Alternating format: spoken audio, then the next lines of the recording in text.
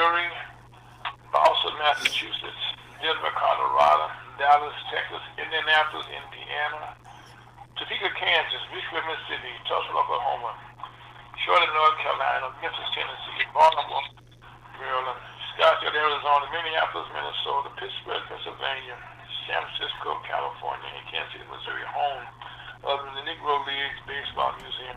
Welcome to lunch with the Missouri Latino Congress for May the 28th, 2022. Happy Memorial Day weekend to all here. My name is Ira Folks, your host and creator along with Elder Alan Lyles. How you doing, Ray? Fine. I heard you got my man on it today. Yeah. Yeah, what you got? Well, now, see, that's how old is he now? About a year now? 18 months. 18 months? Oh, my God. And he's already getting ready to change the world. Yes, he is. Scott, how you doing, brother? I am too blessed to be distressed. Well, your weather's about to come here. It's the ride and bike time. The rain is about to cease in this area. Yeah, I ride the bike anyway. Well, that's why I keep in my prayers all the time. That's right.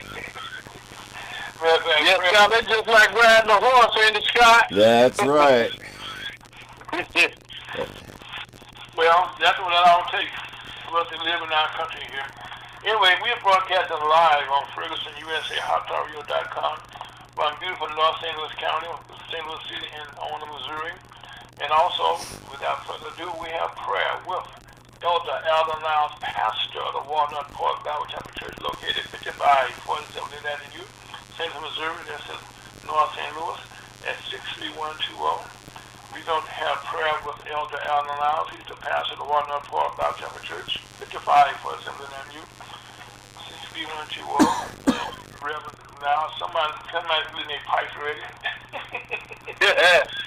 You may have prayer with Pastor Alan Lyles of the Walnut Park Bible Chapel Church, located 5547 Avenue, St. Louis, Missouri, at 63120. Rev, we got what you have for us. Let's bow our heads. Thank you, sir. Heavenly Father, we continue to thank you for a wonderful gospel. How that Christ died for our sin, was buried, and rose again. I continue believing to the saving of the soul, continues to make heaven your home before you sleep and after you sleep. We thank you we are already seated in heavenly places in Christ Jesus. And we thank you that our name is already written in the book, Lamb's Book of Life. And Heavenly Father, we ask you to bless the sick all over the universe, saved and unsaved, Heavenly Father. You know what to do, Heavenly Father. And Heavenly Father, we ask you just continue. We know you are controlling what could happen and what don't happen. And if whatever happens is your will, you can make the thing change from what it really is. For all these incidents going on, you can change that. And we know you the only one can change that, Heavenly Father. And we give great thanks for that in Jesus' most precious name. Amen. Reverend Lyles, I want to thank you for that prayer. I know that you're praying for all these young families.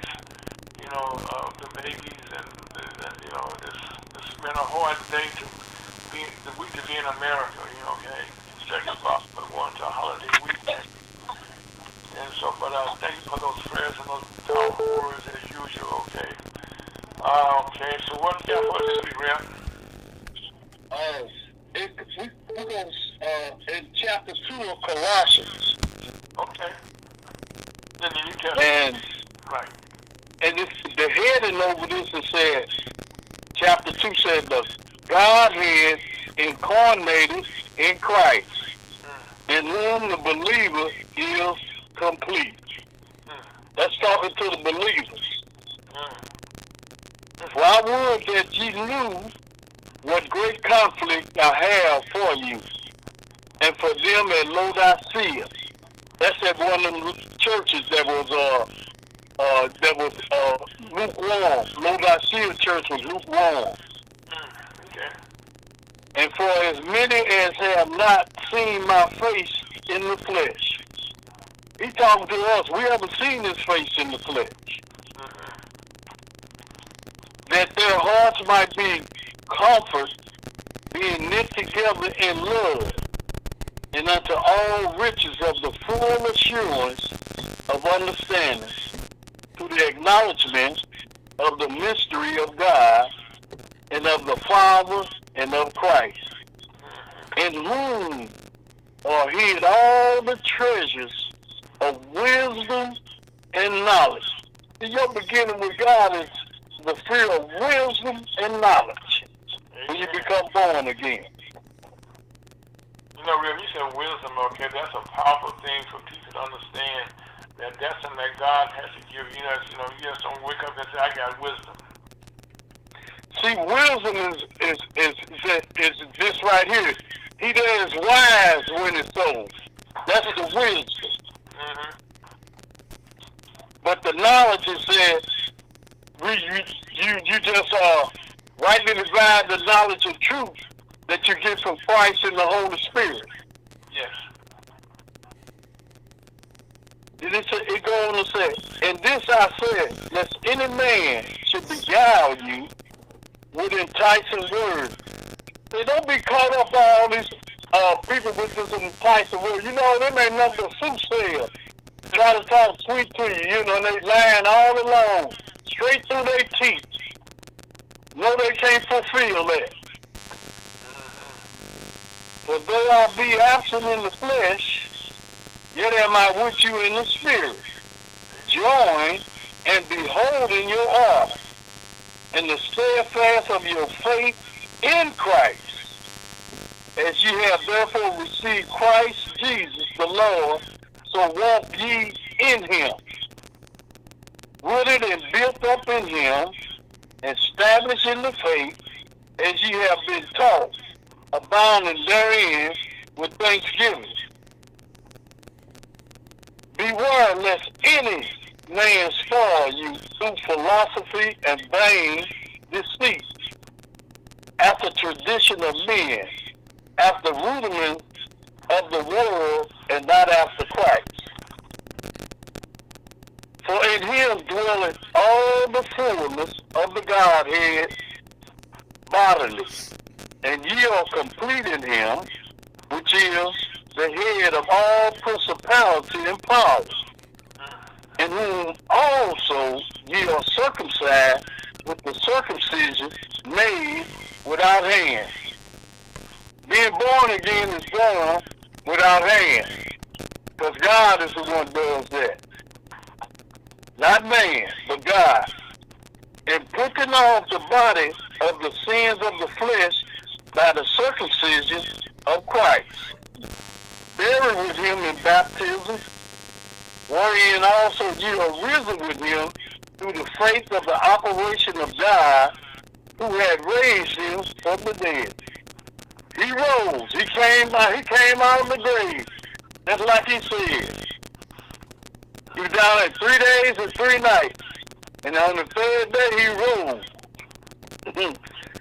And you being dead in your sins in the uncircumcision of your flesh, had he quickened together with him, having forgiven you all trespasses, blotting out the handwriting of ordinances that was against us, which was contrary to us, took it out of the way, nailing it to the cross, over 2,022 years ago. And having spoiled principalities and powers, he made a show of them openly, triumphing over them in it, that no man therefore judge you in meat or in drink, or respect of a holy day, or of the new moon, or of the Sabbath day, which are a shadow of things to come, but the body is of Christ. That no man beguile you of your reward in a voluntary humility and worshiping of angels, intruding into those things which he had not seen, vainly puffed up by his fleshly mind. And let's talk about your intelligence that you be getting from your first father, the devil, and not holding the head, from which all the body by joints and bands have a nourishment, ministers and knit together increase with the increase of God. Wherefore, if you be dead with Christ from the rudiments of the world, why as though living in the world are you subject to ordinances? Touch not, taste not, handle not,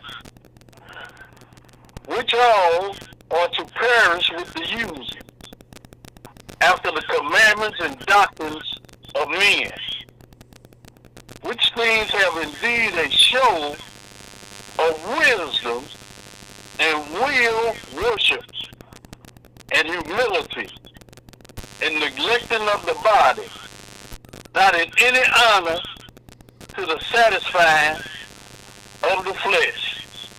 How about your flesh and the mind? The flesh should never be satisfied. It never is. And everybody always want to please themselves. When you please flesh, you being selfish. People don't know that. You please yourself. I don't know about nobody else, but I'm going to take care of me. Yeah, you're supposed to take care of you too. But you're also supposed to consider others. Amen. See, God wants us to work together with others, not work together as one. And God is talking about the old man and the new man has to bow down to the Holy Spirit. Because you still got that old man in you after you're born again. Amen and amen. And you know, the old man, you know, as he grows old, he don't want to grow old. He's fighting it. Yep. He's wicked. He's very wicked. Mm-hmm. But you just put all your trust in God and humble yourself. And God was talking to his servants like me. I'm talking about myself as an individual, but the glory and honor and everything goes to God. I'm just a vessel being used to speak right now. So this ain't my word, this God's word talking to the universe. Get yourself in order, because he's coming back. Oh my God. Yes. So this is ours. Well, Rev, let me. Well, I thank you for those words, especially the word that you, the selection, okay, of Colossians there, okay, that book. Tell you about the Godhead, you know, that's the most important thing of all, okay? Amen. That you have that respect of man, and like you said there, you know, the young man and the old man, but what you just said, there's an in-between man there, whereas you know the young man become an old man, and yep. there he is, okay.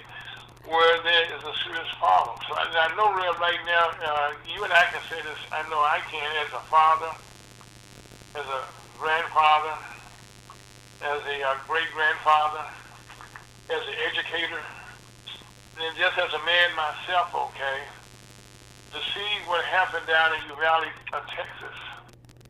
Yep. You know, it had to touch your heart, and especially when you being a EMS, being a medic in the service, and it's your job, you know, you went into fire, and, you know, you was fighting, you know with bullets over your head, going to save lives. Yes. How you must have felt, Rev, just watching, just thinking about these small kids hollering for help, and the police people are just sitting there to listen to them die. You know something, Aaron? Those police officers, they can get upset all they want. They were scared. They were scared. Yeah, they were scared. I noticed that when I walked out here on the street. They were scared in our neighborhood and stuff. Right, but you can't let fear dominate. You can't be scared. You got to be bold. And if you're working for the Lord, he'll protect you through all dangers and harm. Well, right now, okay, you know, when you, I'm going to use you here, okay, when you was driver, you went into the gunfire because you're going there to get a person out to get them to the hospital. Amen. You didn't care who shot who. You were taking those sides. All your mission was to save a life. Yes, sir. And you ran into fire. And Amen. People down here, and like I said, to me, I gotta say this. I had it was one of the hardest things I would hear, looking at my life, okay, to hear these police officers, the people in Texas, telling you a lie, trying back up a lie, then say the truth came out through the kids. Mm-hmm. Out of the mouth of babes, the truth comes forth. And they were saying this, okay, but for them to that, they said 21, but this one man died, real. This is so hard. He put a little flowers on the memorial for his wife. He dropped dead, from sorrow. That is hard, real. Mm-hmm. I cannot imagine, okay, how people, their whole town feels. I mean, these are babies. They have did nothing to nobody. Sure had. Nobody. Nobody. And you know something else, Ira? That was a demonic spirit in that young man that had him to do that kill, because that ain't nothing but evil. Now, evil begets evil, and evil begat evil here because right now, Scott, I know you're a grandparent also here. You're an educator in your own right, okay, and a father. Can you give us your thoughts on that? While we just talking about this, I don't want to leave you out of this conversation. Well, the person should be held responsible for his actions, which are they're terrible. It's like you said, they're babies. And the person had no love of life, obviously. No. So none whatsoever. These babies didn't even know him. He didn't know them. Yeah. I mean, but to get up on any day, and to go kill, and then on top of that, to shoot your own grandmother. Yeah. Exactly. I mean, that's but having said that, all these kids in that school depended on adults to take care of them. Well, that's what we're there for. When I took my kids to school, we took your kids to school, Review and all of us. We put our kids in the school's hands for those hours they went from morning time to get out of school. Amen. Yeah. And to see that the man in charge of security for the school, for the kids, wasn't even on campus. Where was he at?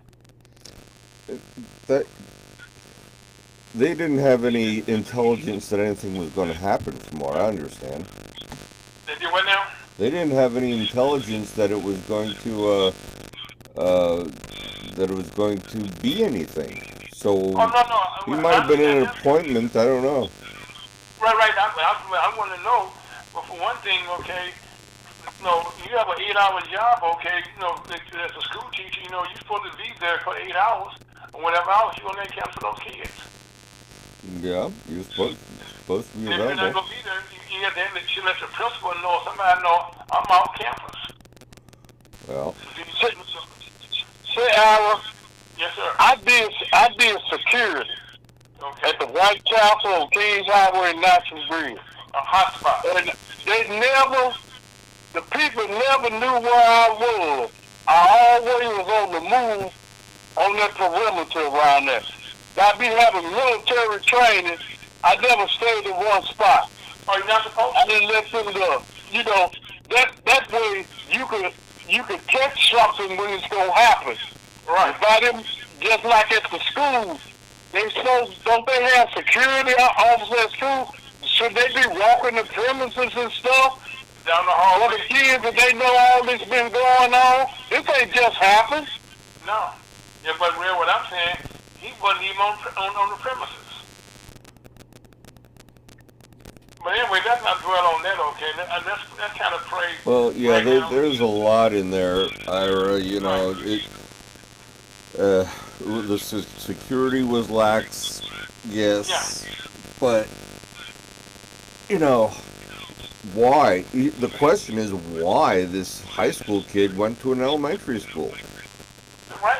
And not only that, okay, then we get into the fact that we're going to have a special guest coming on in a little while here. We know Chayanne to join us, but she and I were talking, okay, but I have a hard time understanding where some 18-year-old could get the money,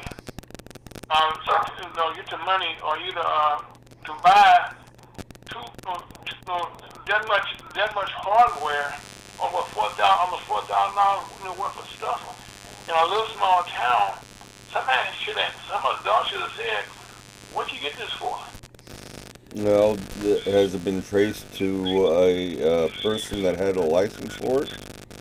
Yeah. As a matter of fact, Cheyenne shared this with me yesterday. We was talking last night. I should say that some of the stuff he got on credit. Okay, so it's So it's like the store. yeah. I mean, but the thing that got me here is there's always a timeline whenever something takes place.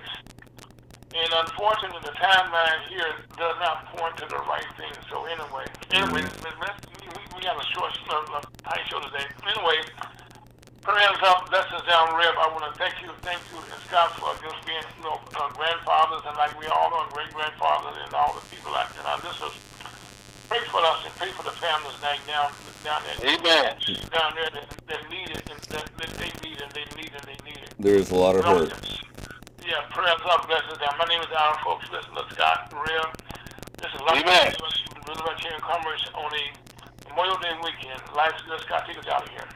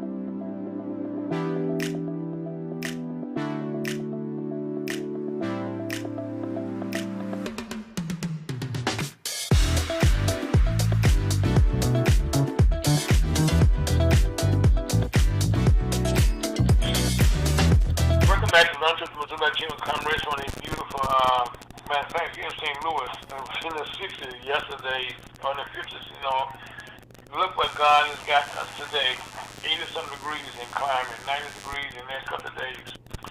Only God can do something like that. So we want to thank God for all that. And also, we want to say welcome to another Memorial Day weekend. Matter of fact, when you hear the word Memorial Day, this actually got started for the first time on May 30th in 1868. It originally was called Decorations Day.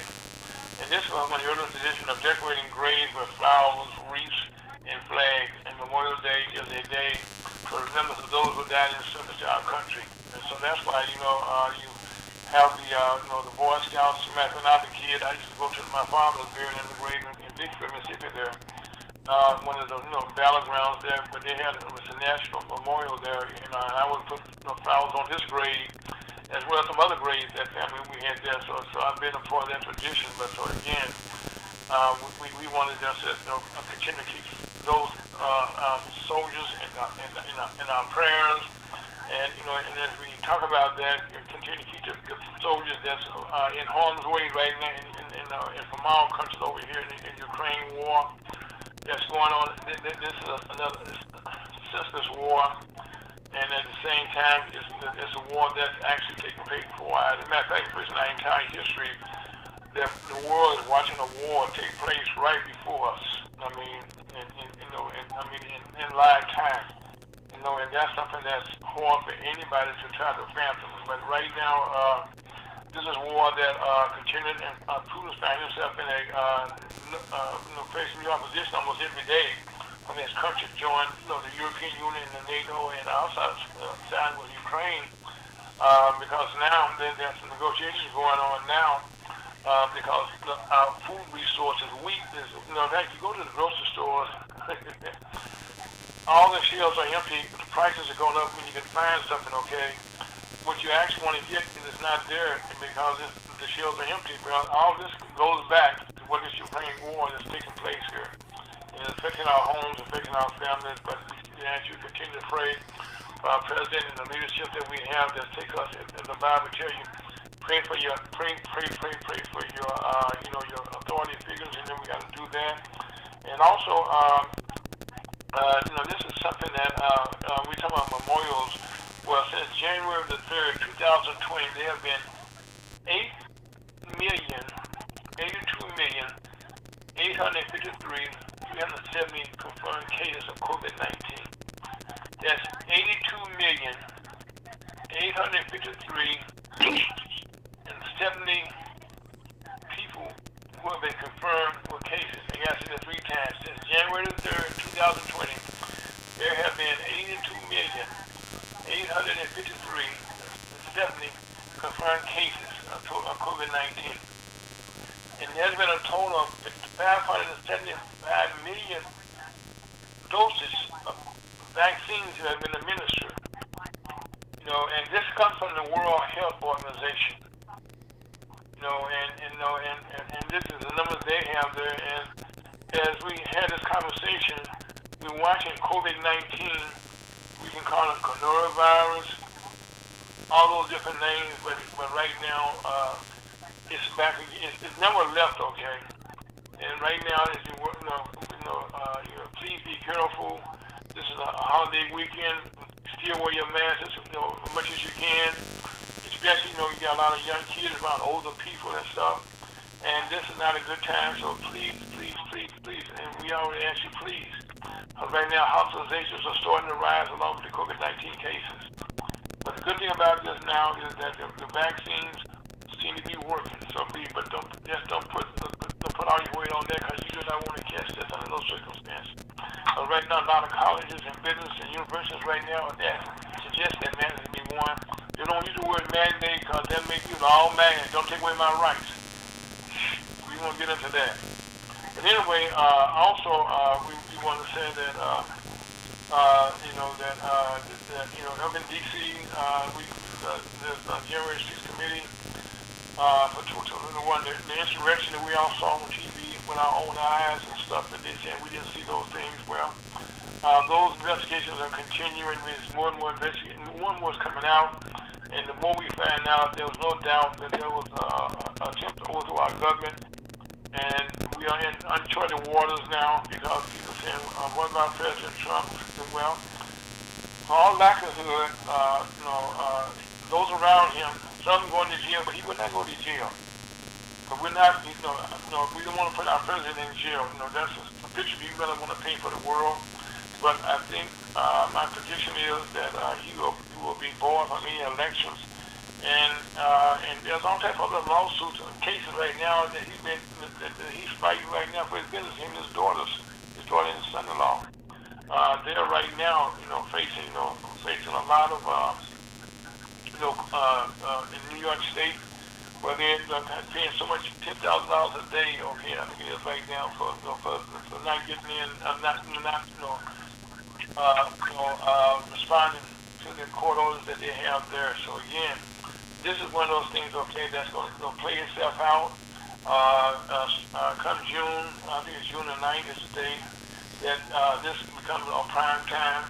And also this past week we had a lot of elections that took place around the country. You didn't hear a lot about it because after the census killing in Texas, we kind of focus on that. But right now, one of the elections that took place the week before in Pennsylvania, the two candidates, Republican candidates in the primaries, president in a recount, because the election was so close together that they could actually, less than 1%, you got to have a whole recount, and that will be done sometime in June, which means the president, the Democratic candidate, Mr. Fetterman, who, by the way, picked him also because, not because that he win, but for his health, because he had a stroke, and now he has a pacemaker, in his, keeping him alive. Thank God for technology. Okay, so,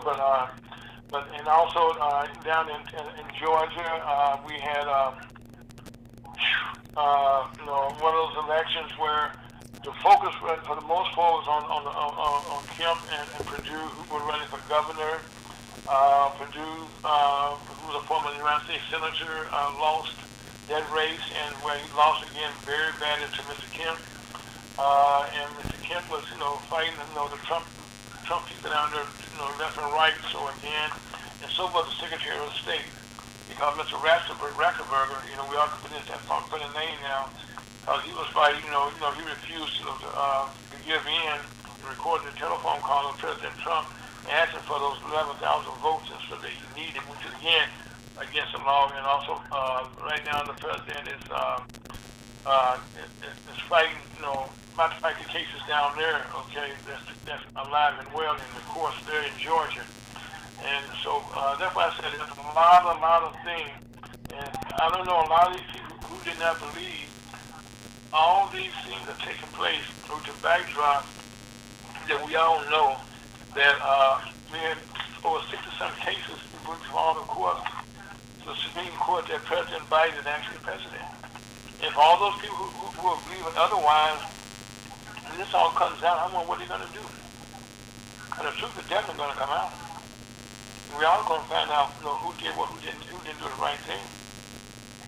But right now, we know for a fact that Mr. Biden, he just got back from another trip, okay, over in this town, over in Korea, in that area, and where people are aware, while all this is going on, Russia the other day launched a missile,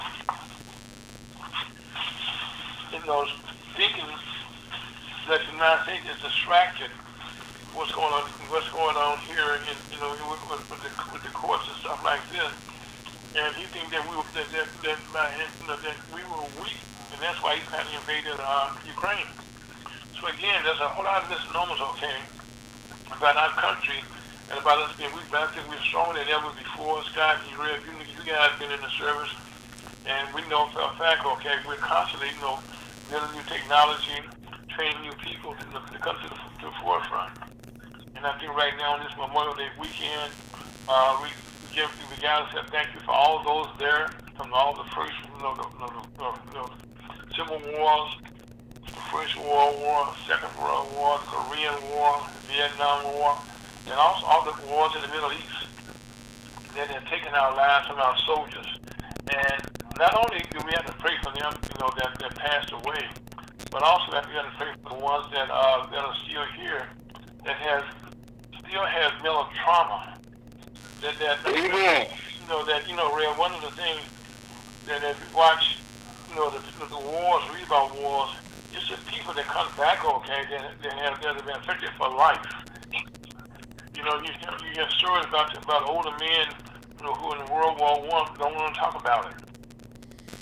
Well, I don't want to talk about it. If you they don't want to talk about it, well, that is a lifetime of watching somebody or your friend die in your arms or die close to you or seeing death for real. And right now, this is something that I hate to tie the two together, but could you imagine? I can't imagine that. And I'm waiting for Chayanne to call in, but I can't imagine how people must feel when they watch. They children go to school every day, and hoping they're not choir director. Is that what my man Scott? Real? Yeah. Okay, you want to get in the conversation? Okay. Well, it's like we raise our babies, okay, and it's kind of fitting for the choir to get involved because he has to go to school. And Rev, when you and I was going to school, we were concerned about the nuclear, about wars going on with the bombs. We had bomb shelters all over the place, and you get up under the desk in case of stuff like that. But now, every school in this country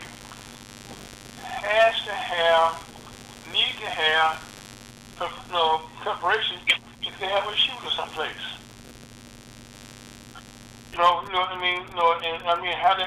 They run drills. And this right now is creating fear in our young people for life. Rev, you just said in your prayers, how, and we look at things, how they really come together. I was waiting for Chayanne to call in, but I'm going to get into this right now. If you look at things that took place down here in Texas, we got two things going at the same time here. One is Texas. We got the NRA having their convention there, and over 80,000 people going to be attending that. And if you watch TV at all this week, you saw a basketball coach, Mr. Kerr. He plays San Francisco Warriors, and he was doing a press conference, and he just couldn't keep it anymore, and said it's time for a stop. And he said, there are 50 senators in the United States right now that are controlling all of this violence that's taking place. One of the things that we all have done in our lives, God, Real, myself, all of us, who listen to my voice right now, we've been taught how to do research, how to figure out, why certain things take place, why something goes wrong. Well, right now, our congressional people in Washington, D.C., our senators, they're being paid money by the NRA to make sure that no one takes people's guns away. Well, I hate to tell you this, if you don't know this, we have over 300 million people, 330 million people in our country. Well, we got over 300 million guns in our country. So there's no way nobody going to take away your gun. And they're making them every day, more and more guns. So, but who are you going to war with? There's no country that's going to come in here and you're going to be fighting with. Here in St. Louis, we have a bad situation with these guns on the street killing babies. You say, how did that happen? Well, you buy a gun and don't know how to use it. There's no training. You put it up someplace. Just what a baby finds it. We had one baby killed another baby here. They were streaming live here. They didn't know what they were doing. But they found a gun someplace where there were no dogs around. Sure, we have had guns in our lives for years and years, but people have been taught how to use them. Yes. AK-47s. I can't count the people I've heard, soldiers who've been to war said, you do not need an AK-47. That's meant to kill people. If you shot a rabbit, you wouldn't have no rabbit with one of those shells. Get an AK-47. Yeah, that's a powerful bullet. Yeah, you got those bullets. It spins and hits you. Right, and it tears up, steel doors. It goes through cabinets. It goes through car doors. So who are you hunting? Who are you hunting? I got friends on the phone here with me, okay? Guns are not bad. but there are guns, and there's a thing called guns. Yeah. The people are bad. The guns ain't do nothing unless an evil person is behind it. Right, and I hear people talk about, well, it's a mental issue. Well, hold on a second. In the country right now, I'm gonna get kind of pause in here. We cannot get insurance to go get somebody checked out for mentally. You gotta have insurance so you go to the hospital, go to the doctor. And right now, okay, there are bills on the Republican side are being held up for insurance for people. So right now, if it's a mental issue, how can they get insurance? They go to the doctor. Yeah, Otherwise, go ahead, Scott. they do need the insurance, yes, but I need to remind you exactly what the Second Amendment says. Go ahead, please. It says, a well-regulated militia being necessary to the security of a free state, the right of the people to keep and bear arms shall not be infringed. And that is saying that in case the government is going to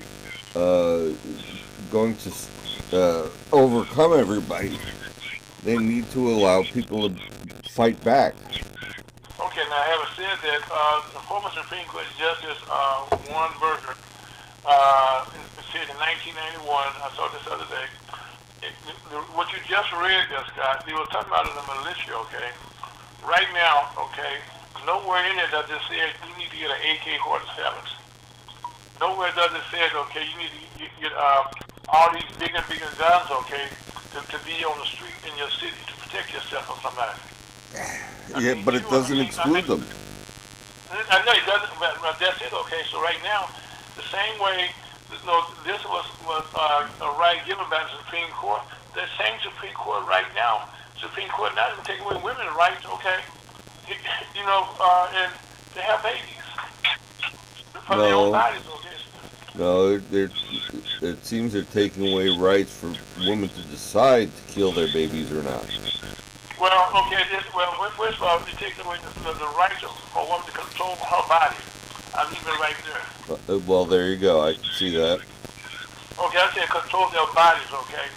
I mean, right now, they're the ones, right now, you got over 23 mothers mourning right now down here in Texas for something they had no control over. I mean, none whatsoever. And Nope. you also have all these kids who will be shot for life. And then that doesn't count the other kids, the people just got shot in Buffalo, Pennsylvania a couple of weeks ago. Yep. And how unfortunate that was, okay? Even right now today, Vice President Harris left the funeral for the last person to be buried there, up there in Pennsylvania. And we were all mourning about that. And just this week, we got these kids, okay, being taken. And the part that makes this so bad is that there are people that we supposed to protect our kids. And here, just because somebody was cowards here, I cannot call a coward here, that somebody decided to wait over 40 minutes while, the truth comes out of the mouth of babes. And you hear all these babies calling on the telephones in their own voice, saying, come get it. As a matter of fact, one lady here, she was handcuffed because they said she's getting in the way. They unhandcuffed her. You know what she did? She went and jumped the fence, went in the school, and got her 2 kids. She didn't have no body armor whatsoever. Yeah. Reverend Clyde, how you doing, sir?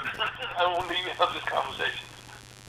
Good afternoon, everyone. I guess How you doing? The conversation a little late. We're doing good. No, you right on time. No, you right on time. Now we were discussing, what's going on down here in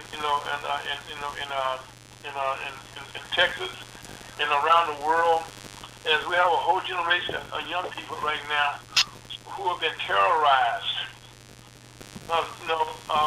And I was making mention, we're talking about now this school, but every school in the country right now has drills when in case they have a shooter come in. And that's a whole generation that's been terrorized. Mentally speaking, okay, to expect death in these schools. Expect somebody to come through the doors. Yep. That's a bad thing to have to go to school every day to think about. Yeah. And I had them that fact, Chayanne was gonna call in, she's out, comes in every Saturday, but she got tired of, I guess. And she said in her school in Kansas, they were on lockdown because some kid brought a pistol to school. Yeah. And she's still terrorized because of that. Yeah. And that says that doesn't leave St. Louis out because we have babies being died here because people buying guns, leaving them out so kids are finding them and killing themselves. Oh yeah, in St. Louis public schools, kids been bringing guns to school too. Right. Yeah. Right now, this is something that we're not left out. Okay, we thank God. Okay. And right now, we have to thank God that school year is almost out. And unfortunately, Clyde and Reb and Scott, when you and I was in school, everybody used to hate the last year of school because they somebody said, I'm going to beat up somebody. I waited for the last year of school. Remember those days? Yep. Yeah.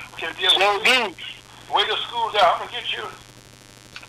How many times did you do that? Well, guess what? These kids nowadays, they got some, their moms and daddies got some serious guns in the house, and they know how to find them. Yep. They know where they at. I'm sorry, Reverend Clyde. Anyway, our special guest today, okay, is the Reverend Clyde Crumpton. He's the pastor of the Crumpton Presbyterian Church in the heart of the ghetto, for lack of a better description.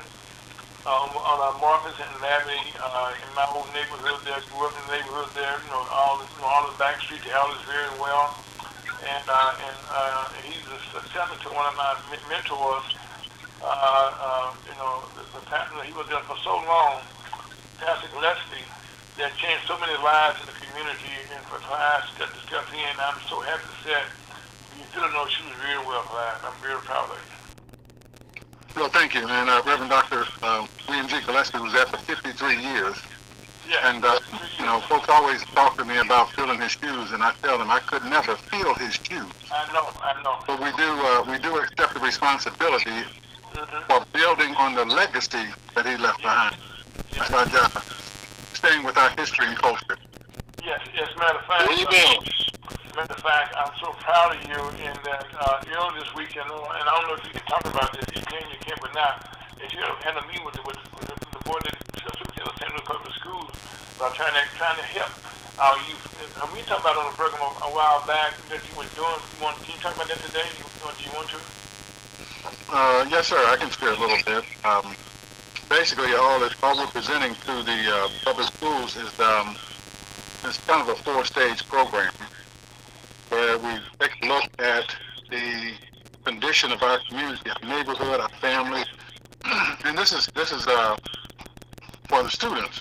We've done some pilot programs with this where stage 1, we take a look at the likes and dislikes in the community and the neighborhood, and the dislikes by far outweigh the likes. Yes. One group, they struggled to come up with something that they liked about their neighborhood, and one young lady finally said there's a black business in her neighborhood. Stage 2, we take a look at our history, and this is probably one of the most critical components of the program, where we take a look at our history. And we have to tell our story. And I'll come back to that. And then stage 4, we look at the biblical narrative beginning with Genesis 15 that talks about the 400 years. And then there's Exodus 12 that talks about the 30 years after the 400. So actually it was 430 years before Moses led Israel out of Egypt. But God tells Abram in Genesis, I'm sorry? We said amen. So God tells Abram Abram that that this narrative is going to repeat itself in 4,000 years or 4 generations. So God is having this conversation with Abram about 2,000 years before Christ, and now we're in this period 2,000 years after Christ. And the 400 years is 1619 to 2019. Well, 2019, the 400 was the end of the 400, and 2020 began that next 30 that led up to the 430 before they actually left Egypt. And we all know what happened during that 30-year period. That's when the 10 plagues took place.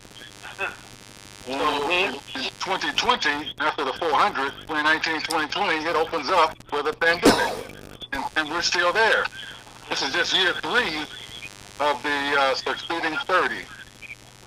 So we have to tell our story, and we look at the biblical narrative. And those two, once we go through the curriculum for those two, the history and the biblical narrative, there's an empowering process that takes place in telling those stories.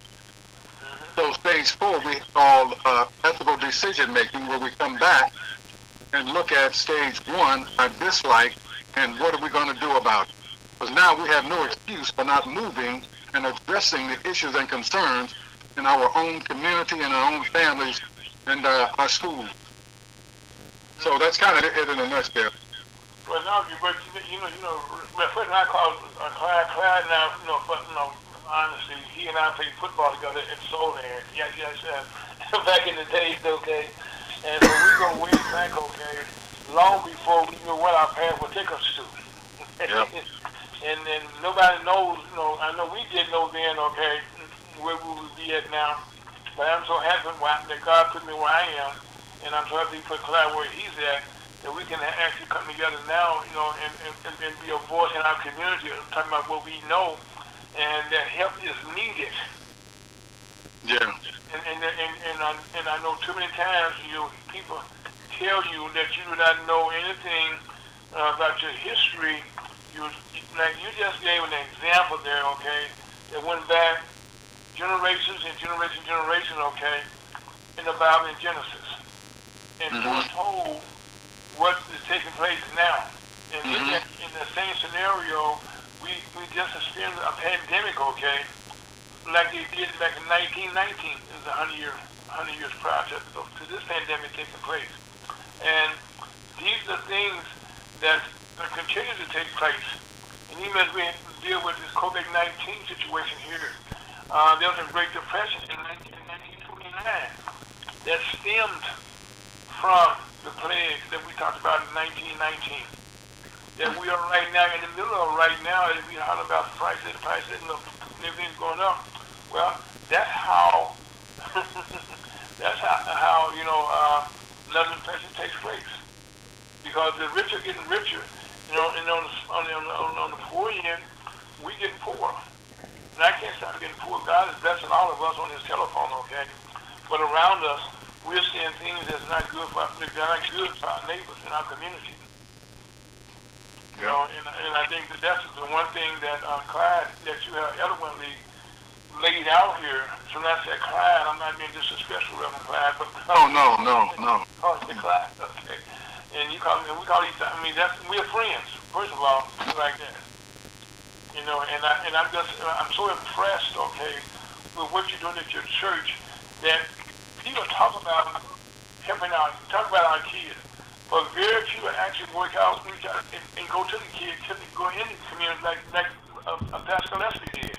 He was always on the street. Yeah. I mean, most of it, matter of fact, in those days, I don't know what the values are right now, but in those days, the church, your church was in the Fourth Ward. And that was a place we could always depend on to have our meetings at, and down in the kitchen downstairs there. Okay. Sometimes we had Lord together up in the sanctuary, you know what I mean? But we always knew that we could go to that church and have something, and get some help some kind of way. Yes, sir. And right now, okay, before we go too much further, you guys have built that beautiful complex in the middle of the ghetto. Tell us about what your church consists of. What was that now? The senior housing? Yeah, your senior housing and stuff that you guys got going on there. Oh, well, was it's called Gillespie Village, and it's about a 40-unit apartment building for seniors. And a lot of churches, a lot of organizations are doing those. I have done those in the last 30, 40 years. So, and it just they named it after Reverend Gillespie. That's just a feather and his captain, just to his credit, you know. But let me say this though, since you mentioned our high school days, that I just want to let the guys know that you were the football star, and you heard of LL Cool J. Yeah. Ladies love Cool James. Well, the ladies love our folks. Let me tell you, man. Tall, handsome, oh man. But anyway, let me share this. Well, I want to thank you for those, but let me say this to you, okay? All during that time, I was just learning my way around St. Louis, okay? Mm-hmm. Because I came to in 1965 as a freshman, and I just was trying to figure out what the streets were, okay? I mean, you know, a football team, you know, I remember one of the games that I heard a lot about, okay, was when we played Beaumont. And a guy that was, you know, a little so great one, the fastest man in the state, caught a pass, and I ran him down before he got to the end zone. Yep. and I didn't understand. This is a true story. One of my best friends died recently, Gail, and she was telling about her friend, her cousin, Jerry Johnson. You know, with her cousin named Jerry. Y'all, you know Jerry. And Jerry played football with us? Yeah, with her cousin.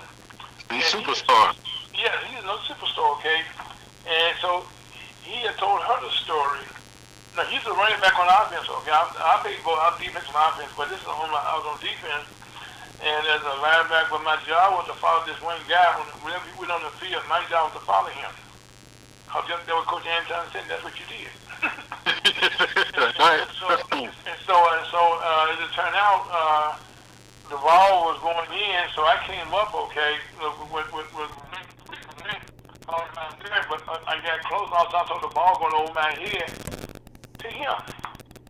And so my job was, you know, all I could see was Lorenzo Brinkley going to the end zone. And I see my coach and all the players come Monday, you know what I mean, how I'm coaching that stuff. Mm-hmm. And so all I saw was catching him behind me, okay, and forget all about what happened after that until about 10 years ago that Gil told me that story. Mm-hmm. So I had to put myself, you know, if I was on the sideline watching this, what must have been going through about his man on the sideline. And so they was like, got to go down a touchdown, which was won the game, by the way. But I just was a kid learning how to get around St. Louis. Didn't know my way of no place. Yeah, but you knew your way around the football field. Yeah, well, I was there because friends like you, we taught me the game and taught me friendship and taught me how to bond together. And a coach that had a board. Oh yes, well yes. I mean, Coach Anton had a board that looked to the east. Yep. And that was just a form of Holmes Fields, and that's when you bent over, and there was a paddle for your mess ups.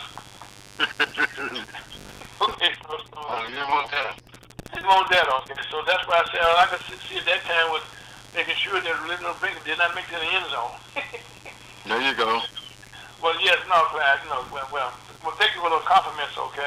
But thank you, okay. But let me share this, man, because when I came on, you guys, somebody mentioned the shooting in Buffalo a couple of weeks ago. Yes. And during one of the press conferences after that shooting, one of the guys asked a question of the white supremacists. And his question was, why do you all hate us so much? Why do you hate us? And never got a response. So my follow-up to that is that they are trained, they are taught to hate us because they do not know much about us. They do not know our story, our culture, and our history. But then by the same token, neither do we, which helps explain our behavior the way it is. And I'm generalizing. No, but right, because right now, you telling me, we talking about our high school days, okay? And that was back in 1968 and 67, in those days. And very few people know their history, okay? Unless somebody like yourself, somebody tells about it. Mm-hmm. And right now, with them banning books in schools, that you don't want people to know your history. And I think right now, the whites have a history to tell, and there's some good and there's some bad in it. Mm-hmm. But you ignore them, you need to be told. Yeah. So if I don't know my story, if I can't know my history, which is what's happening, then that keeps me in the dark, and that hinders my pride, self-esteem, and value. I have no relationship, no responsibility to my history and my culture. So again, my behavior is all over the place, which is where we are. But then when we look at when we look at what God is telling us biblically, which is what He told Israel that applies to us. One of the places is Deuteronomy 4:9. Tell your story to your children and your grandchildren. Amen. And we've failed in that area because a lot of our children don't know who they are. They don't know the rich cultural history from which they come. Their responsibility to that cultural history, to learn it, to teach it, to protect it. So our pride, self-esteem, and value are skewed. We're not building on that culture and that history, which makes us a great people. But if I want to oppress you, then I keep that from you. Don't let you teach it in school. And right now, they are hiding our history behind this critical race theory, which is a theory, which is of a law school construct. But in that theory, it's also saying that in order to judge a people, you need to take a look at their history and their past. So we're being judged, and not only do we not know our history, the folks who are being judgmental against us, they don't know our history and our culture and how we got to where we are. So that's how we are able to be oppressed, and racism is a part of that. Yeah, one of the things about white supremacy, this is nothing new. If you go back maybe 20 or 40 years, it's like a cycle, okay, going back to Ku Klux Klan days, where we have this white supremacy kind of raises its head, and whatever may be the reason. And I think now the history of the facts of life tell us right now that the people of color, that these young kids that have been killed down here, okay, they were people of color, okay. Cause that's right across this village. Well, this is a small village, guys, down in Texas here. This is like a rural community, like a Mexican community, okay. And there are people of color, okay. And for some reason, whoever this man is, he hated these people. For some reason, he killed them, and he didn't know anything about them. He did not know the history, but someone had taught him, okay, not to like them. Right. They don't like us, but they don't know why. They couldn't tell you.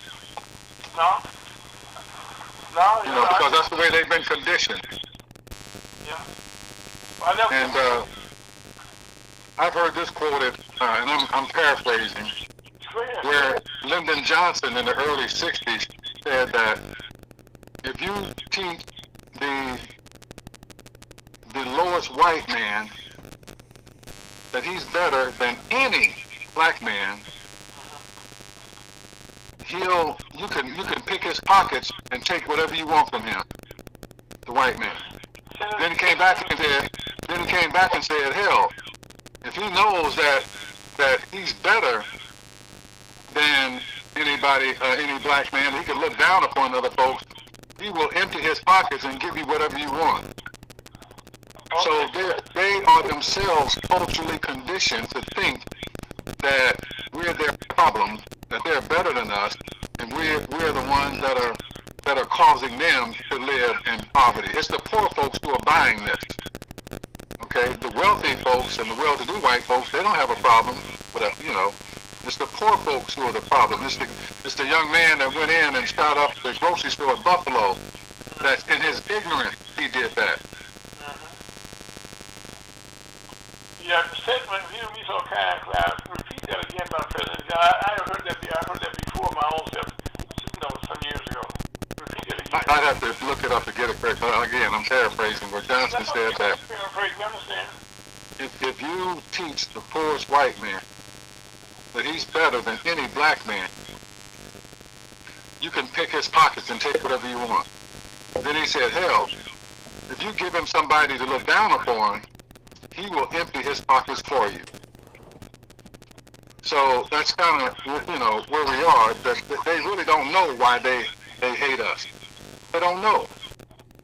But they just have to have somebody to look down upon because they are so low themselves.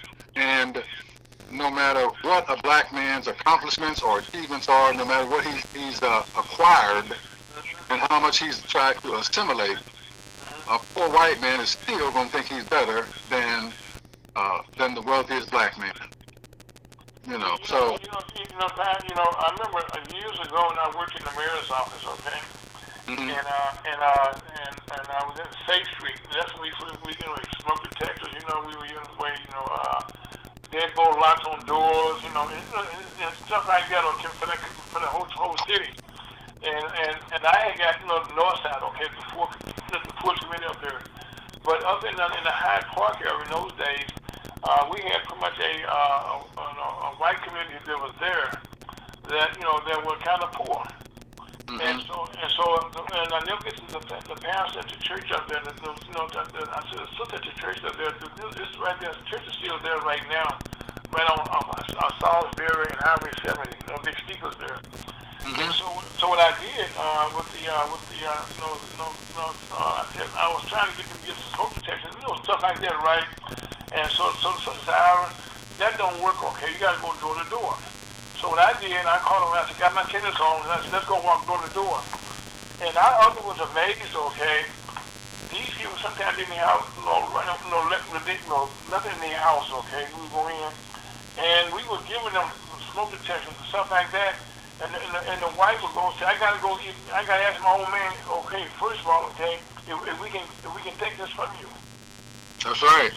And I'm saying to myself, you need this right now, okay? Yeah, but you're a black man at my door. Hey, Al, I got something on that. Okay. We can look at Malachi 2 and verse 10. It said, have we not all one Father? Had not one God created us? Why do we deal treacherously, every man against his brother, by profaning the covenant of our fathers? Yep. Well, Rev, what Clyde just said, and I always said this a long time, later on in life, and I know Clyde, and I was on it, and sure can tell this, if you can give somebody something, or if you give somebody something right, you think it was just thank you, they're happy to get it right, but people hate you because you can give them something. They jealous because you have to give them something. And that Clyde, it just kind of ducktailed what you just said. I didn't see myself as being that, okay? Heck, I was in the lowest one in the office when I was going up there, because nobody else want to go up there. Okay? And I said, I'll go. Somebody needs to go up here. But so we were able to go up there and see firsthand why they wasn't responding, and after we finished, okay, naturally they took what we gave them, because they needed it. Yep. And I would talk to the young men there, and they would figure out, okay, if the family needed these things, why not? And it's not costing you. As a matter of fact, it's their own tax money. Now, convincing them that, okay, we got along pretty good. Yeah. But unfortunately, so let me ask you a question, Pat. being an educator, yourself, being a father, and and I can see your great grandfather, and all those things, because you were entirely with members of your church. What were your thoughts when you saw the timeline of what took place down here in Texas? Timeline in terms of what? The kids calling in and the people outside the door afraid to go in. Mm-hmm. Well, the Rev just said he said they were cowards because they got all this armor on and the kids laying on the floor, bunking down, calling outside to please come in. Mm-hmm. And the people had a door now, and after that we also saw these TV programs where these people knock doors down, and all these, they go in where the shooter is, they're gonna find them, but it'll be necessary.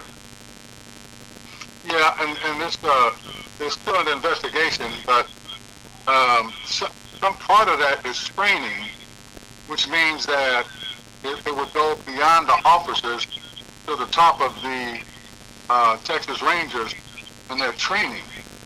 Because when you have a mass shooting or a shooter like that on the loose, and you don't know what artillery he may have, then they are supposed to wait for like a SWAT team, which got there I think about 5 minutes later.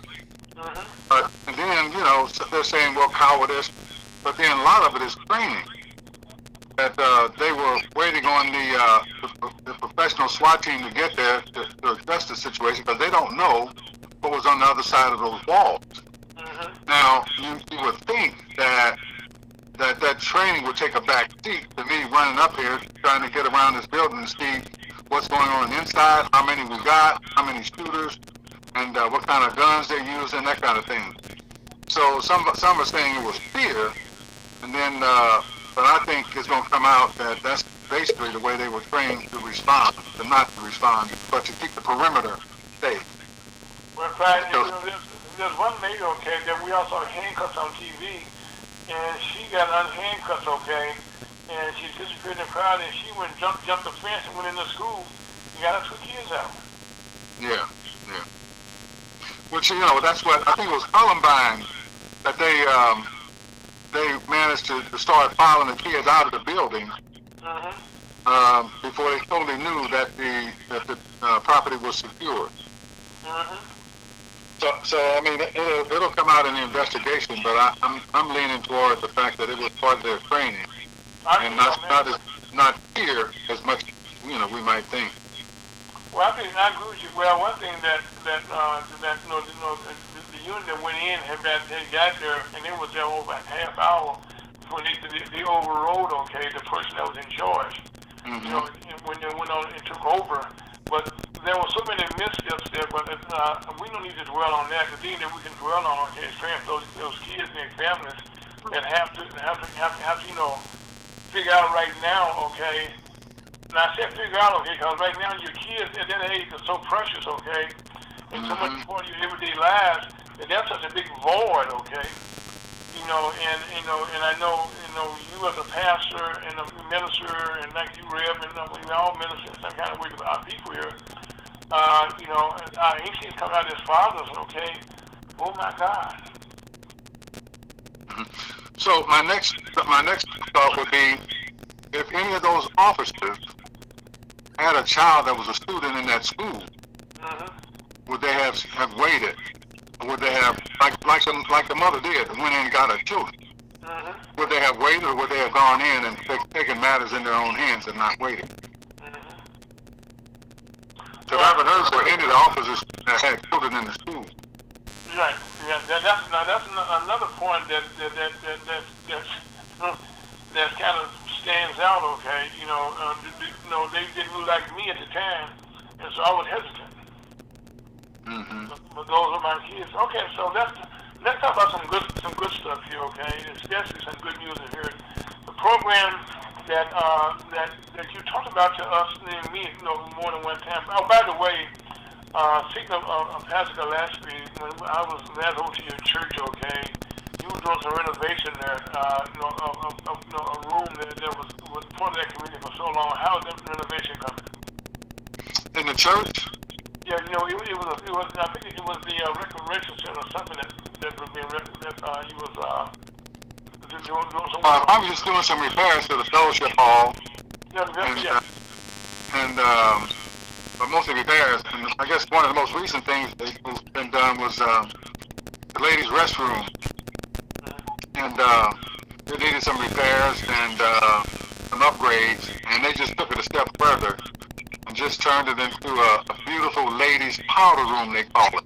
Okay. Got a small chandelier and granite countertop and bigger stalls and full-length mirror, Okay.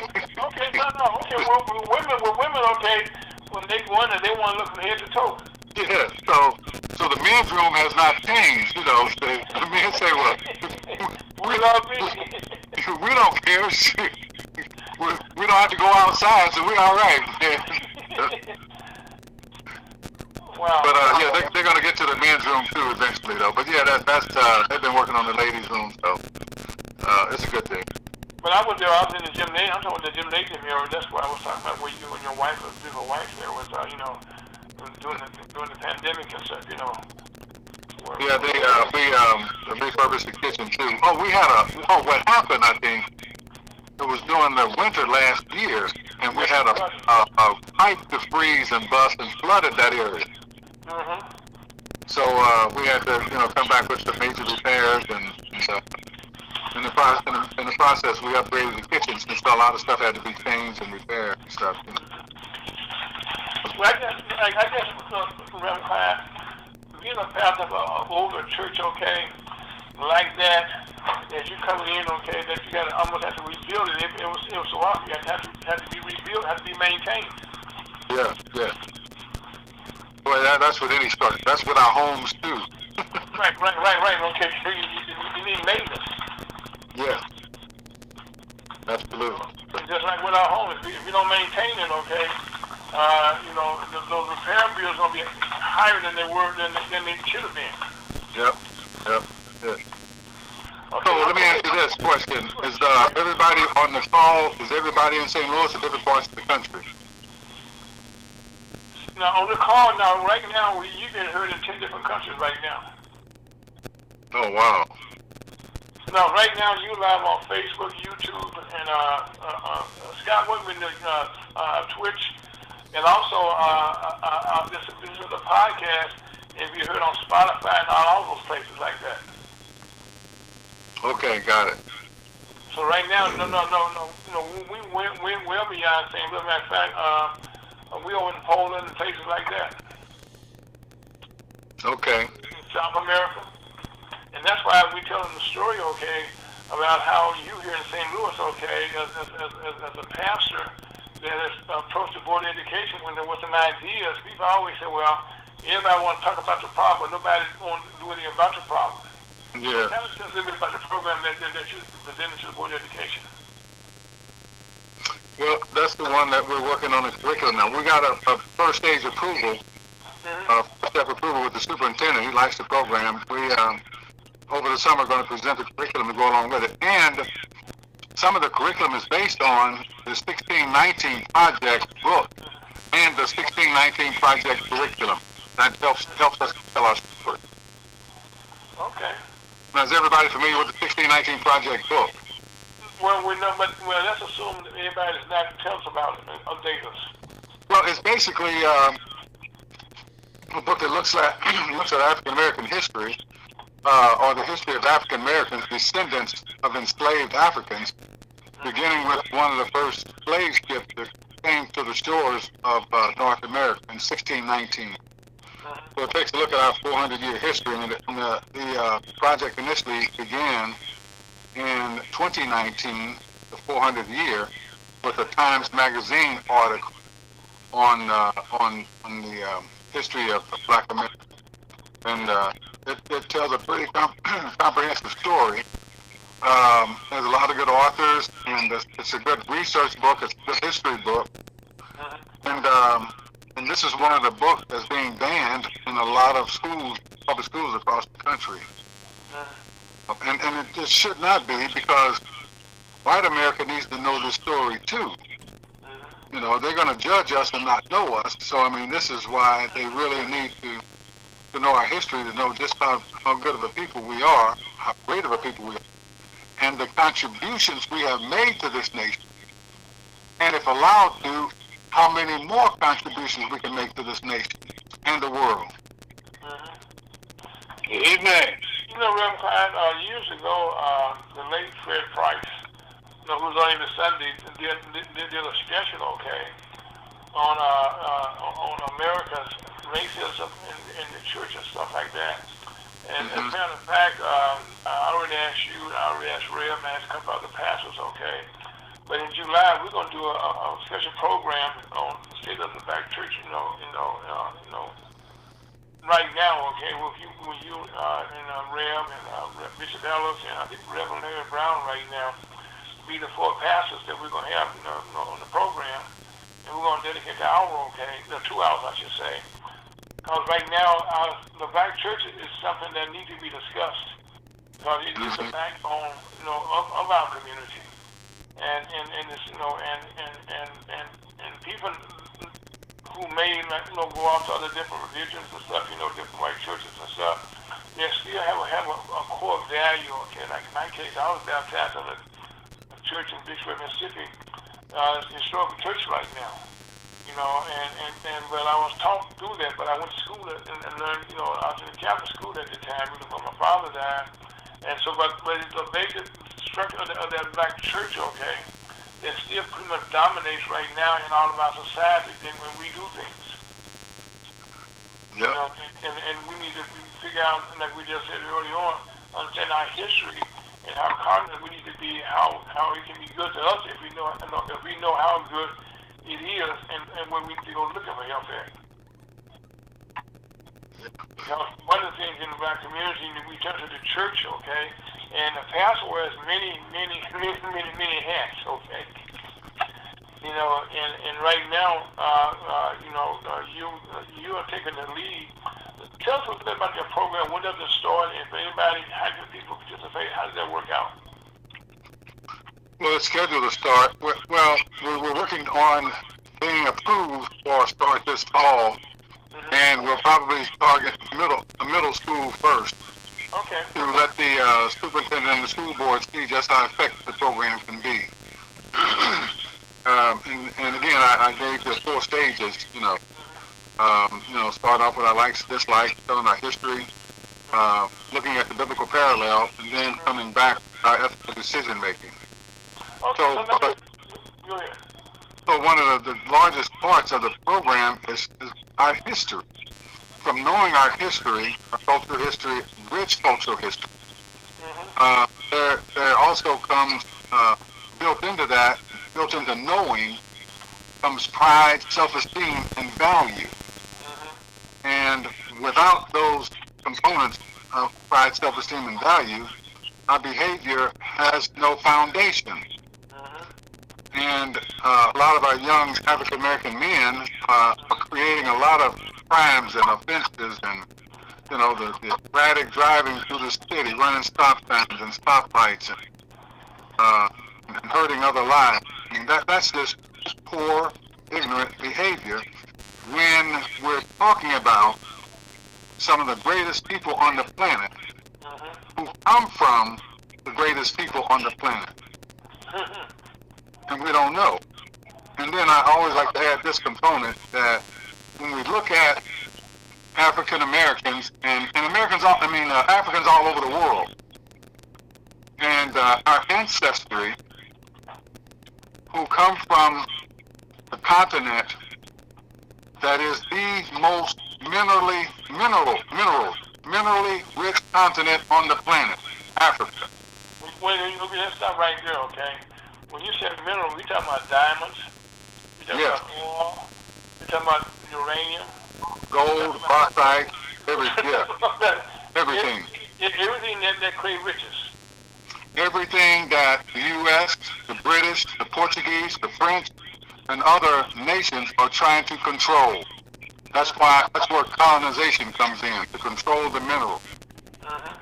But my point is that from that most minerally rich soil, our ancestors ate fruits and vegetables that came from that soil,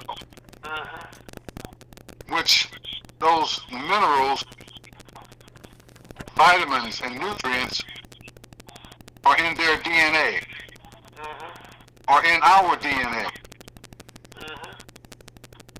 So we're talking about folks who were naturally bred from that rich soil that made them the greatest in the world. The greatest physically, mentally, and emotionally. Some of the greatest inventions that this nation, the U.S., stands on today came from black minds. Some of the greatest inventions that this nation still profits from economically came from black minds. The souls, the rich cultural souls of black folk. You've heard the stories, you've seen the movies. Soul brother, soul sister, the most loving, most caring, most forgiving people in the world. Greatest in the soul. And also the greatest in the physical, the body. Yes. That's why slaves were selected. Well, not slaves. That's why Africans were selected to be enslaved, because they had great physique, strong bodies, to work long hours, do great work. I mean, we're talking about a culture of people that had the ingenuity to build pyramids, sphinx, and, you know, just all kinds of phenomenal things that were developed from the earth.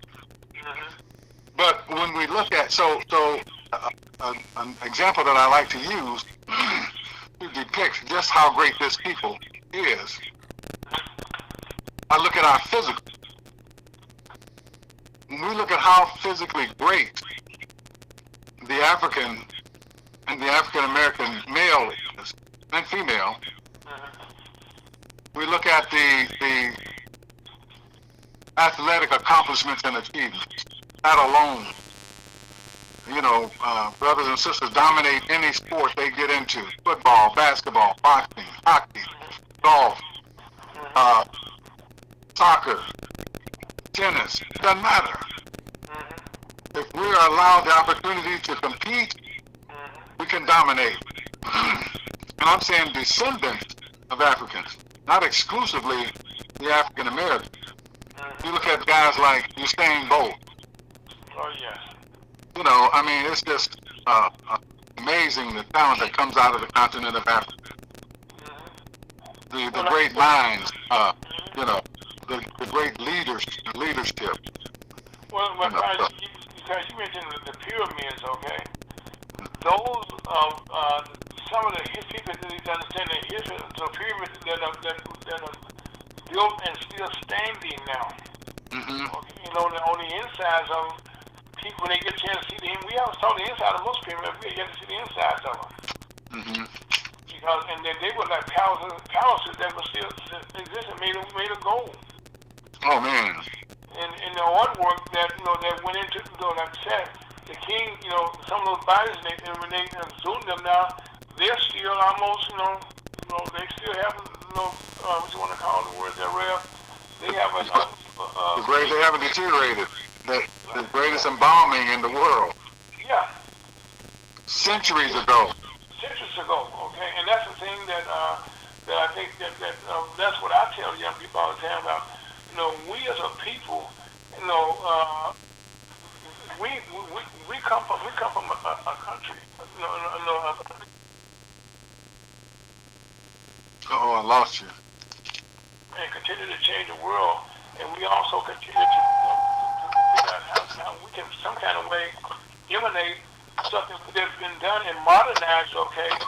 But when we go back to our basis from where we came, that's where the big problem comes in about our history. It frightens people.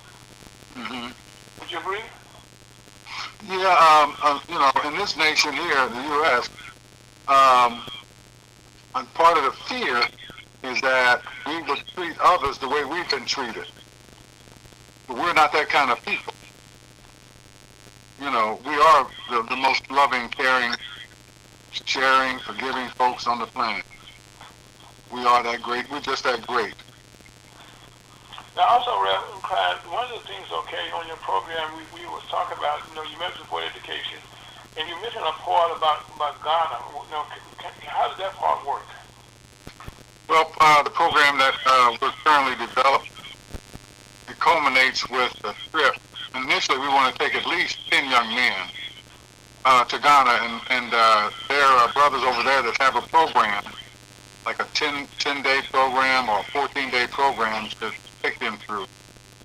And, I don't know any one person, I'm speaking in terms of black folks in particular, but I don't know any one person from the United States that has gone to visit the continent of Africa that didn't come back a changed person with a different mindset and different understanding. So, and we want to take some of the guys that really don't know. We're working with some students that really have never been very far away from their own metropolitan area, not out of the state, and certainly not out of the country. So we want to give them an opportunity to see the world from a different point of view. Here, let me say this one thing. When we were there in 2018, they were preparing for the 400-year recognition from 1619 to 2019 of their ancestors, who are our ancestors, who were captured and stolen from the continent of Africa and brought to the Western Hemisphere, North, Central, and South America. Actually, Central and South America first, and then the North America. They were recognizing and commemorating our ancestors. I thought that was amazing. Well, Reverend Clyde, we have a gentleman on the telephone, I call him Good Luck Chuck, okay, Chuck DeBow, who's our executive director of the chamber and who has been in Africa many times. So, Chuck, let me ask you a question. Welcome to the program, Chuck. You've been in Africa many times. Can you recall your first time going to Africa? Yes, good afternoon, everyone, and what a beautiful Memorial holiday weekend. Yes, I remember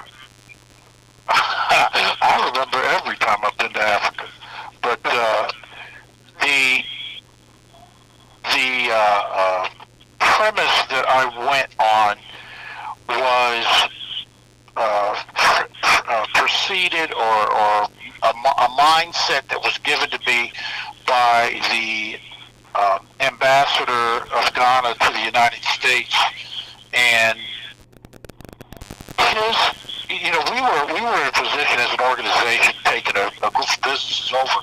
We were like trying to determine where should we go, because we had all these invitations, and the disposition just basically came out that Ghana was probably the easiest, most comfortable place to start. And so we did start with Ghana, and they were right, and it was amazing. But what happens is you want to see more.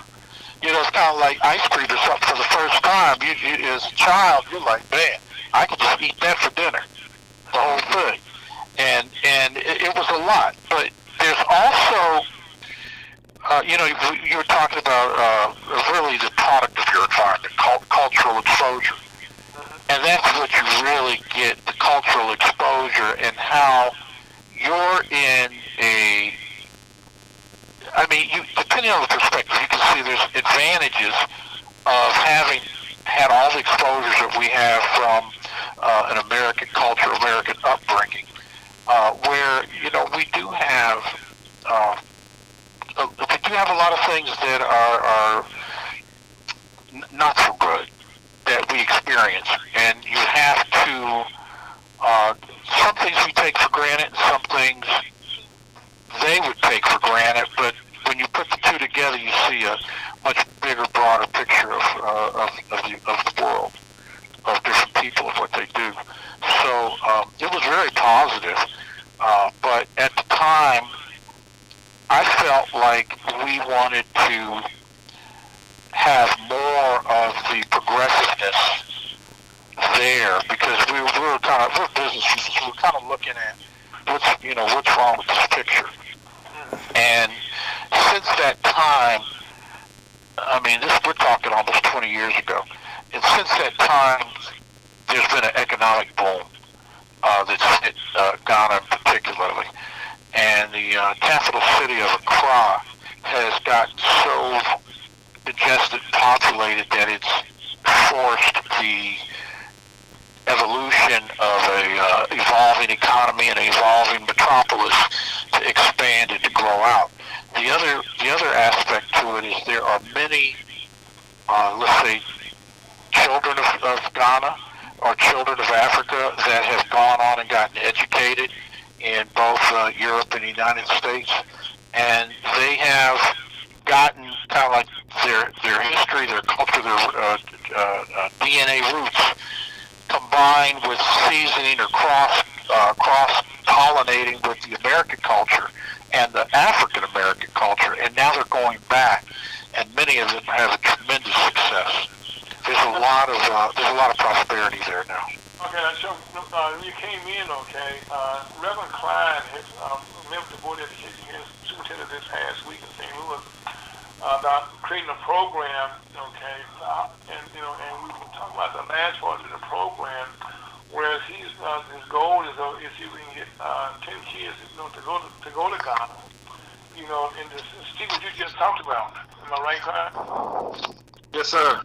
And so I go by Reverend Clyde. His name is Reverend Clyde Crumpton. You guys been together before, but I said Clyde. Now I play football together. I call him Clyde. Okay, that's what I call it. Okay, the Reverend Clyde. Okay, and his program at his church. Okay, not only he talks about doing something, he's actually doing something.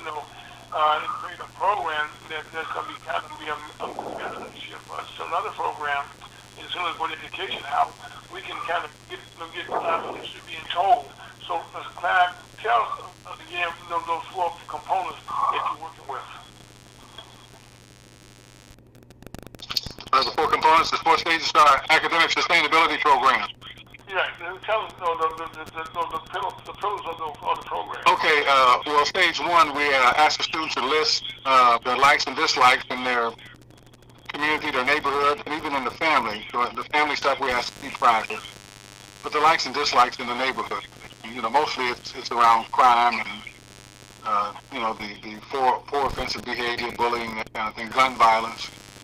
Then we take a comprehensive look at the 1619-2019 history that parallels African American history, and that's the 1619 project that tells the story.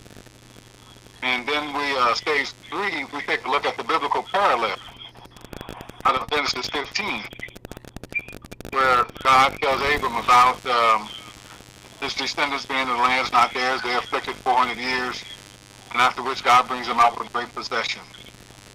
And we know that was actually Moses bringing Israel out of Egypt. And then God says, Abram, you're going to live to be a good old age. But in the 4th generation, in 4,000 years, this narrative is going to repeat itself. Your descendants are going to be in a land that's not theirs. They're going to afflict them 400 years, after which I'm going to bring them out. Now, God is having this conversation with Abram 2,000 years before Christ, and now we're in this period 2,000 years after Christ. That's the 4,000 years of the 4 generations, and the 400 years is 1619 to 2019, which ended in 2019. But Exodus chapter 12 tells us that it was actually 430 years before Moses led Israel out of Egypt. So if this narrative is parallels our history, then the 400 ended in 2019. But what happened in the next 30? Well, that's when the 10 plagues took place and Moses was going back and forth to Pharaoh. And initially it started out with, treat my people right. And then it became, well, let my people go. So now we're in year 3 of the 30 following the 400 that ended in 2019. And 2020 began with a pandemic or a plague.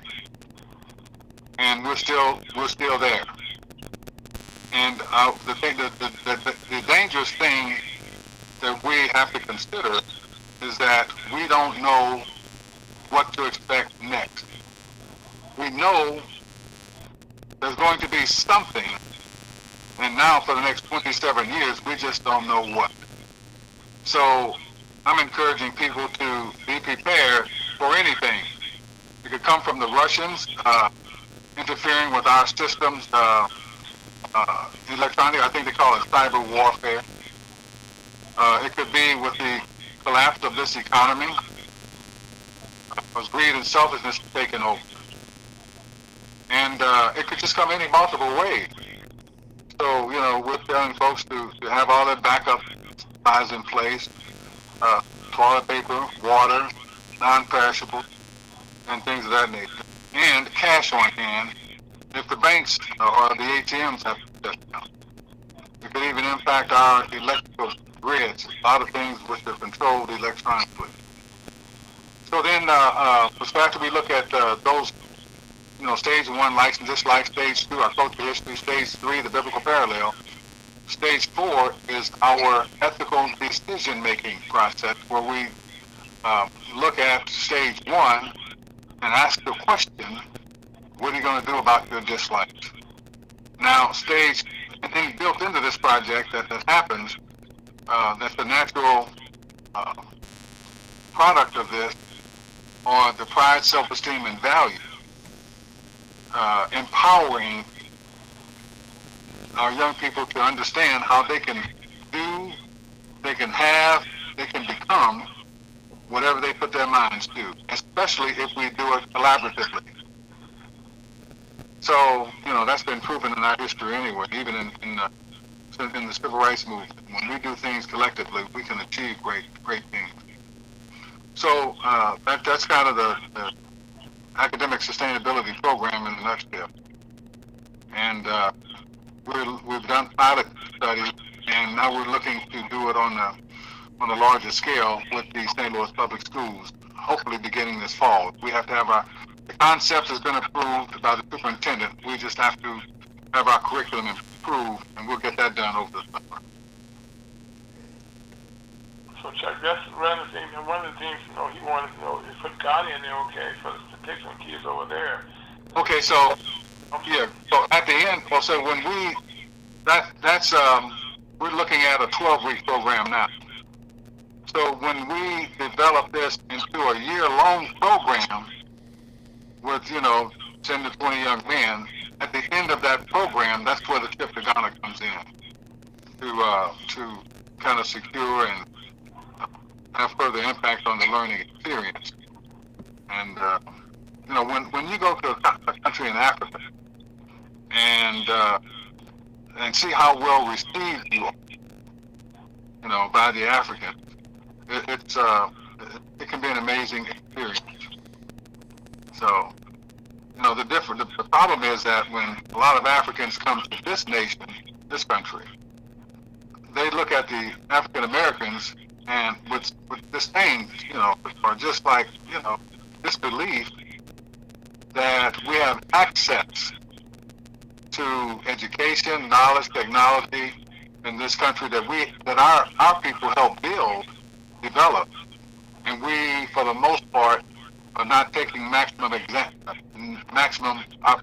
opportunity, not taking advantage of the maximum. How can I say this? Not taking full advantage of the opportunity to access these resources.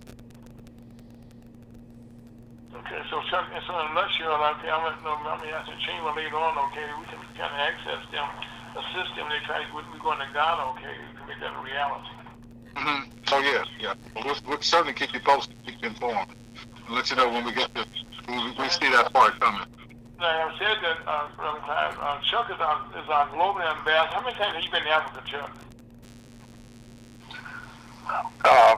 I didn't even count, probably about 15. Okay. So let me ask this, Chuck.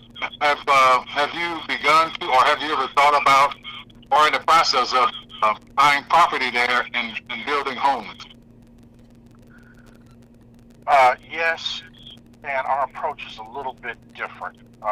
We have about 3 projects, where one is a development project where there were about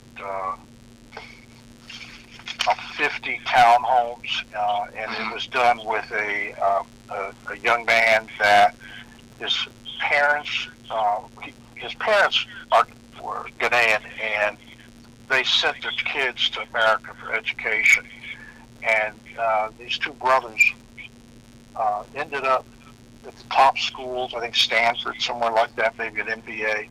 And one of them decided he wanted to go into venture capital, and the other one wanted to come back. So essentially they went out and raised $20 million, took about 300 acres of their family's property and developed it into a townhome community. And they funded it with African Americans. And there is a development near, not too far from Cape Coast in Ghana, in that area, that is being turned into a smart city.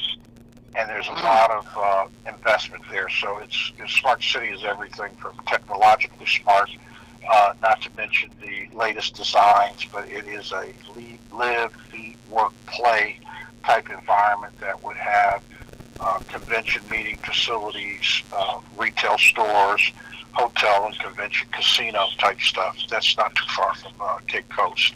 And then there's some other real estate development stuff out by the water. There's some beautiful beaches there. And that's just in Ghana. There's tremendous agricultural development that's really underdeveloped type of opportunities. We have a tendency, I think, as human beings all over the planet, we kind of take some things for granted until you don't have them anymore, or someone is trying to take them away from you. And there's been a aggression for Chinese version of capitalism that's come in there and basically taken swaths of land and natural resources and basically said, no, we're just going to take this, and they'll ship raw materials to China, process them, and then sell them back to the Africans. And it's taken them a while to catch up, but because of that, there is a much more urgent and willing interest in partnering with other Afro-descendants, and principally African American, but certainly, we're the descendants of the Maroons. They're all over the world, but particularly through the Caribbean and South America, in addition to North America. And those are the ones that we're most familiar with. But yes, the opportunity is there and the interest is there. And along the same lines of what you were speaking about, that maybe it's the apocalypse, maybe it's the Holocaust. There are all these things that are coming together that are saying, how many passports you got? This is like another conversation, because there are, whomever they may be, but there are those people that don't want America to be dominant. They don't believe that the style and culture that we have, in theory, of being loving, caring, welcoming, our borders always open type of mentality. And others want to control it. And it's kind of like that one world theory or concept. And we're starting to see elements of that now. These viruses and illnesses and, all those things you named, I was thinking about, well, check that box, check this box, check that box about food shortages, about economic downturn, about health challenges and issues, even back to the fundamental rights of freedom afforded with religion, education, and political opinion. So we're hitting on all those on a number of different topics. Yes. So anyway, Clyde, as a matter of fact, I'm going to get you in touch together, so you guys can talk, how we can work together with you, okay? Well, right now, Chuck, could you be so kind as to kind of express your thoughts about, what's going on in Texas right now, and give us an update with the chamber, because we got lots of stuff that's going on. I'm really troubled by it, to be honest with you. I'm very disturbed. We're seeing the product of almost a collective infrastructure breakdown. You know, Texas, I mean, and I do believe God has a hand in this. Texas is one of the most pro-gun states. And to see what happened, how it happened, and just so innocently, I mean, the victims are so innocent. You know, it's really troubling. So we're seeing a catastrophic failure of the system. You know, just, I mean, think of all the things in the world, all the places, all the elements, all the ticks of the clock, but those 3 to 5 minutes that teacher propped that door open totally defeated all this preventative mentality and systems and all these things in place. So you take that was one little thing that just happened in that moment, those 3 to 5 minutes that door was propped open. Of all the places in the universe, here comes a gunman with over 1,000 rounds, weapons, and on a mission to just to go in there and just rain havoc. So not only that, but you know, the whole thing. He found his grandmother. You know, he had posted things online or been in group chats. The resource officer just happened to not be there at that moment. The police came and, you know, were outside. 19 of them were in the hallway for 40 minutes. And, you know, they didn't even hear, were they hearing shots? Was he still killing people? You know, what were they thinking? What were they doing? And we already have a precedent for this. We had this discussion in Florida.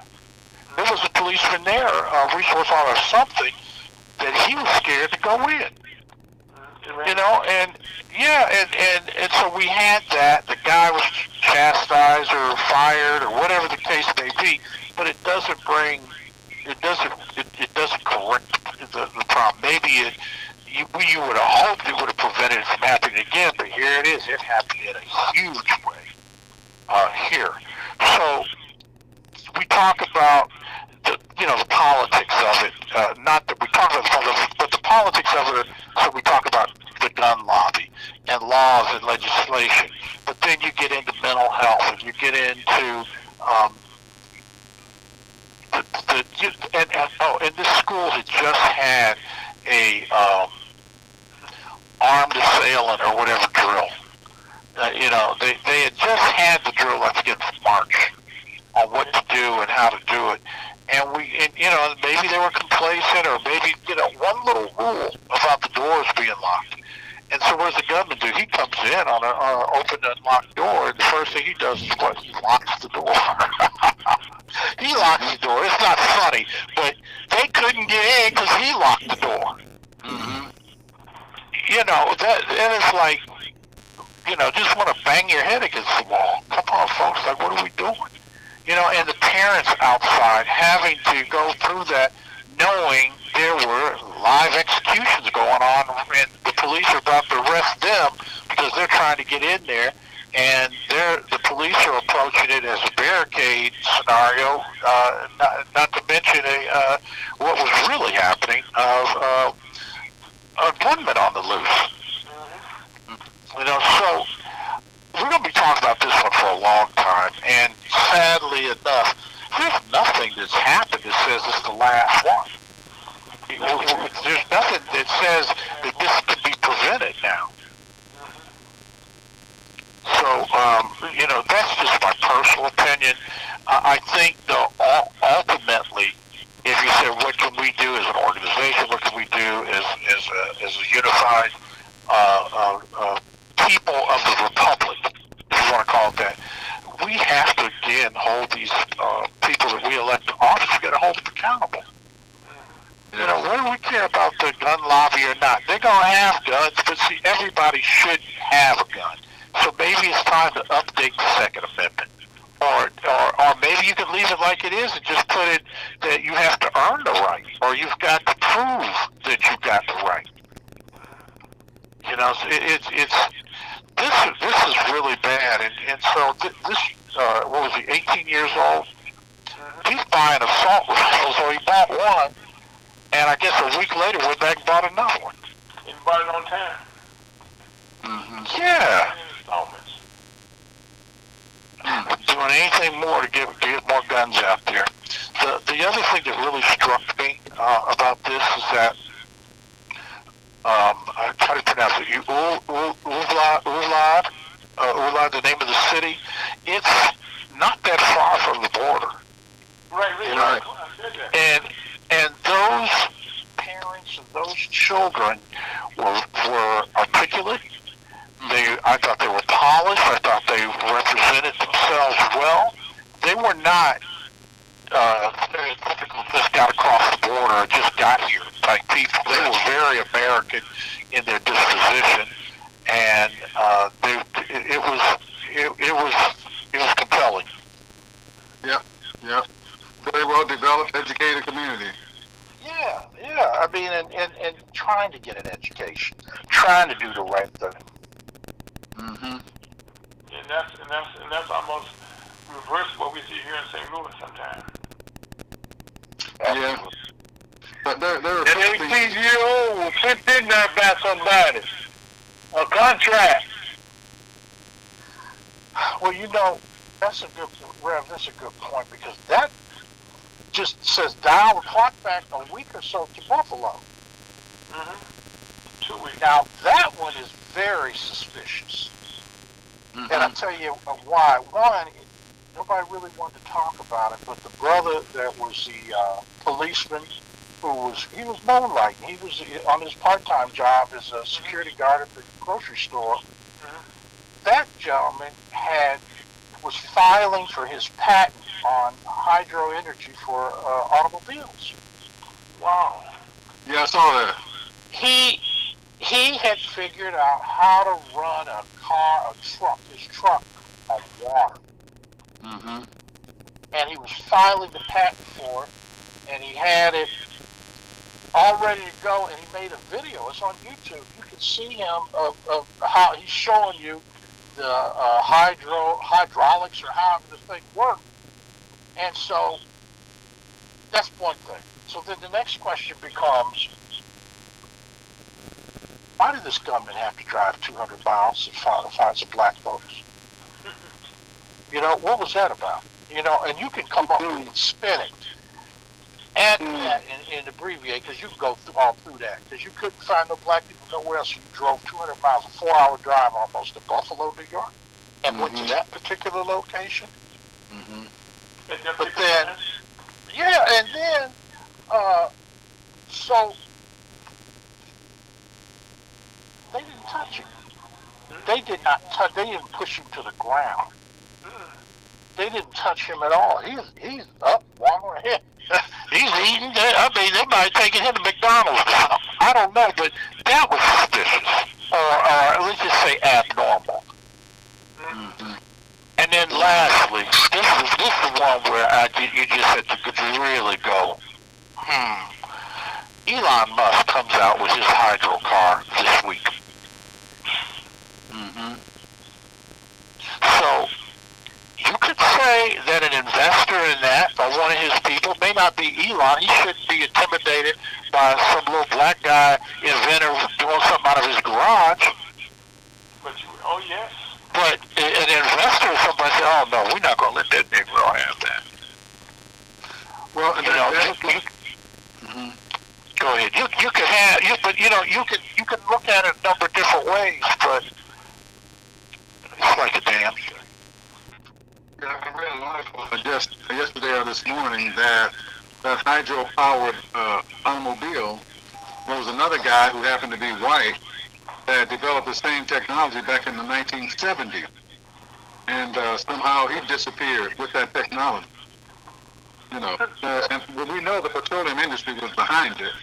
Also back in the 70s, there were some guys in Florida that took a Mercury Capri, little sports car, and did some mechanical changes to it where it would get over 50 miles to a gallon. He disappeared with that technology. So, but yeah, it's interesting how that all came about. And but gentlemen, I tell you what, something else came about that's all time on the clock on the wall. Okay. Well, Chuck, Reverend Clyde, we want to thank you, Rev and Scott for their input, but Chuck, as usual. Amen. Okay. amen. Okay, Chuck, you get up and give us your final thoughts. Everyone just have a safe, reverent, peaceful holiday, and as we always say, keep alert, stay woke, do your own homework, research your own news, stay positive, and continue to tune in and share your thoughts and ideas with you. All the reverends, we appreciate you so much. Let's continue to help each other. God bless and thank you. Amen. Continue with your face mask, please. Yeah, thank you, Chuck, for your insightful input, man. It's and I would like to at some point speak to you again, especially about some of the activities going on in Africa. Oh, you will. You're more than welcome, and Ira will make sure that happens. Thank you. Amen. All right, thank you. Well, then we're going to say this is lunch with the Zimmer Kim Commerce on a beautiful Memorial Weekend. By the way, people not aware, the first Memorial Day was 1968 on May the 30th. On that note, my name is Aaron Folks, that's Chuck, that's Scott, that's Rev, and that's Reverend Clyde. Have a beautiful weekend and life is good. Please wear your face mask.